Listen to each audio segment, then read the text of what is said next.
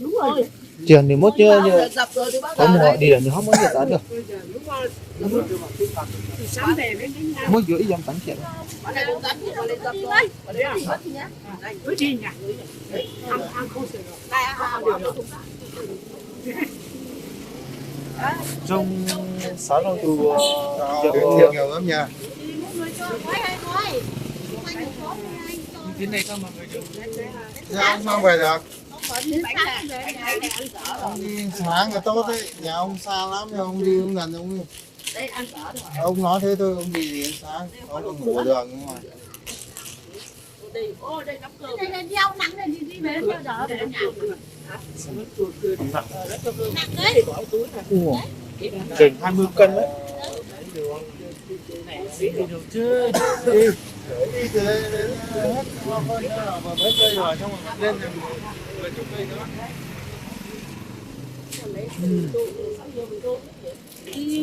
Còn sâu đấy. Có người đi hai gói. Đúng rồi. Ông đi mua con cáo nhà tôi ông nhìn là bây giờ ông còn đi ấy chứ ngày xưa ông có củi đi ông xin ông bán cho ông ấy. Nó bán xong nó cho. Ở đâu ở trong nhá. Mình nhớ về nữa mới Để vào đâu? Để vào đây đây á. đây. Không để túi hả? Không để túi hả? Nhưng mà còn nắm cơm ở trong túi này. Nắm cơm trong túi này. Ồ, đi nội cùng một không à.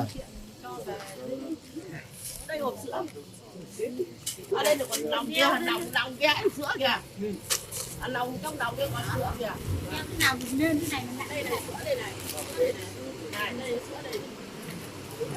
Nhiều quá. Ôi, cái này gì rồi vậy? Đây là con mì tôm nè. Đây, để mì tôm. Tôm thì đã đâu? Nấu ở cái Ô, nhiều mì tôm quá. À, có cái dây này nó buộc này. Đúng. Đấy, cái dây này nó buộc. Thế thì phải quấn vào cho. Cái dây này nó ở dưới này. giải lắm rồi cái nó Trong chết rồi. này nó treo được tối về nhà.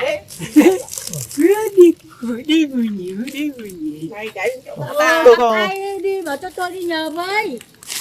Chính giờ ấy, giờ ấy có ý nhớ đúng rồi được. Không có tình thuê nó à. Cho nhờ thôi. Không thể tiền đâu. Ủa, nó cho số này à? Không có tình thuê thì cái nó đi từ sáng này thôi.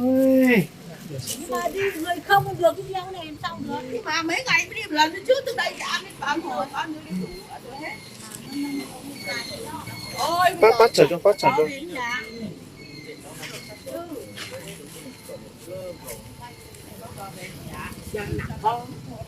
Có đấy, đây.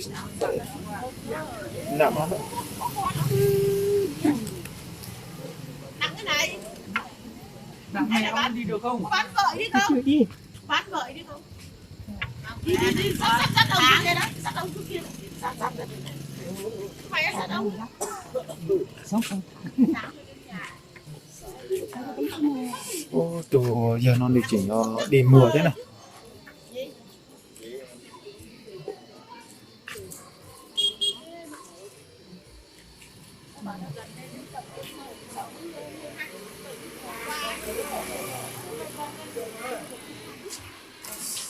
Hả?